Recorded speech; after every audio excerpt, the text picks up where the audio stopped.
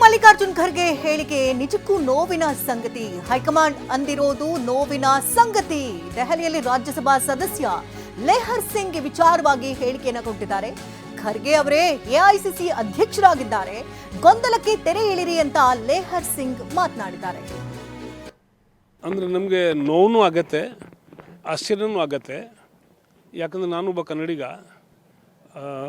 ಆದರಣೀಯ ಖರ್ಗೆಜಿಯವರು ನಮ್ಮ ಧೀಮಂತ ರಾಜಕಾರಣಿ, ಧೀಮಂತ ನಾಯಕ, ಸಿಜನ್ಡ್ ಪೊಲಿಟಿಷಿಯನ್ನು.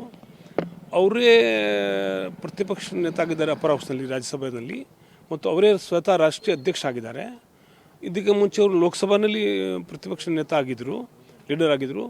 ಅವ್ರ ಮೇಲಿನ ಹೈಕಮಾಂಡ್ ಇದೆ ಅಂದರೆ ನಮಗೆ ನೋವುದು ಸಂಗತಿ. ಇದು ಆ ಥರ ಅವ್ರಿಗೆ ಹಿಮಿಲೇಷನ್ ಆಗ್ತಿರೋದು ಸರಿ ಹೋಗಿಲ್ಲ. ಅವರು ಒಪ್ಕೊಂಡಿದ್ದಾರೆ. ದೇವರು ಒಳ್ಳೆಯದು ಮಾಡಲಿ. ಸರಿ, ಇದು ಕಾಂಗ್ರೆಸ್.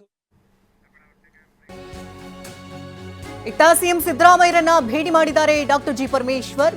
ಬೆಳಗ್ಗೆ ಸಿಎಂ ಅಧಿಕೃತ ನಿವಾಸ ಕಾವೇರಿಯಲ್ಲಿ ಭೇಟಿಯಾಗಿ ಮಾತುಕತೆಯನ್ನು ನಡೆಸಿದ್ದಾರೆ. ಪಕ್ಷದಲ್ಲಿನ ಬೆಳವಣಿಗೆಗಳ ಬಗ್ಗೆ ಇಬ್ಬರು ನಾಯಕರು ಕೂಡ ಚರ್ಚೆಯನ್ನ ಮಾಡಿದ್ದಾರೆ. ಚರ್ಚೆ ಮಾಡಿ ಒಂದೇ ಕಾರಿನಲ್ಲಿ ಇಬ್ಬರು ನಾಯಕರು ತೆರಳಿದ್ದಾರೆ. ಬೆಂಗಳೂರಿನಿಂದ ಚಿಕ್ಕಬಳ್ಳಾಪುರಕ್ಕೆ ಈಗಾಗಲೇ ಸಿಎಂ ಬಂದಿದ್ದಾರೆ. ಇನ್ನು ಸಿಎಂ ಜೊತೆಗೆ ಎಚ್.ಸಿ. ಮಹದೇವಪ್ಪ, ಹಾಗೆ ಜಮೀರ್ ಅಹಮದ್, ಸಚಿವ ದಿನೇಶ್, ಡಾಕ್ಟರ್ ಜಿ ಪರಮೇಶ್ವರ್ ಒಂದೇ ಕಾರಿನಲ್ಲಿ ಪಯಣವನ್ನ ಮಾಡಿದ್ದಾರೆ. ಸಿಎಂ ಸಿದ್ದರಾಮಯ್ಯರನ್ನ ಪರಮೇಶ್ವರ್ ಕೂಡ ಭೇಟಿಯನ್ನ ಮಾಡಿರುವಂಥದ್ದು. ಪರಮೇಶ್ವರ್ ಪ್ರಕಾರವಾಗಿ ನಾನು ಕೂಡ ಸಿಎಂ ರೇಸ್ನಲ್ಲಿ ಈಗಲೂ ಕೂಡ ಆಕ್ಟಿವ್ ಆಗಿದ್ದೇನೆ ಅಂತ ನಿನ್ನೆಯಷ್ಟೇ ಹೇಳಿದರು.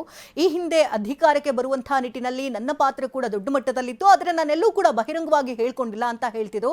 ಈಗಲೂ ಕೂಡ ನಾನು ಸಿಎಂ ರೇಸ್ನಲ್ಲಿದ್ದೇನೆ ಎನ್ನುವಂಥ ಮಾಹಿತಿಗಳನ್ನ ಹಂಚಿಕೊಂಡಿದ್ರು ಮಾಧ್ಯಮಗಳೊಟ್ಟಿಗೆ. ತದನಂತರದಲ್ಲಿ ಸಾಕಷ್ಟು ಬೆಳವಣಿಗೆಗಳಾಗಿತ್ತು. ಜೊತೆಗೆ ಡಿನ್ನರ್ ಮೀಟಿಂಗ್ ಯಾಕೆ ಕರಿತೀವಿ, ಸಮನ ಮನಸ್ಕರು ನಾವೆಲ್ಲರೂ ಕೂಡ ಒಟ್ಟಿಗೆ ಸೇರಬಾರ್ದಾ ಅಂತ ಕೂಡ ಪ್ರಶ್ನೆಯನ್ನು ಮಾಡಿದ್ರು. ಈಗ ಸಿಎಂ ಸಿದ್ದರಾಮಯ್ಯ ಪರಮೇಶ್ವರ್ ಭೇಟಿಯನ್ನ ಮಾಡಿದ್ದಾರೆ, ಮಾತುಕತೆಯನ್ನು ಕೂಡ ನಡೆಸಿದ್ದಾರೆ.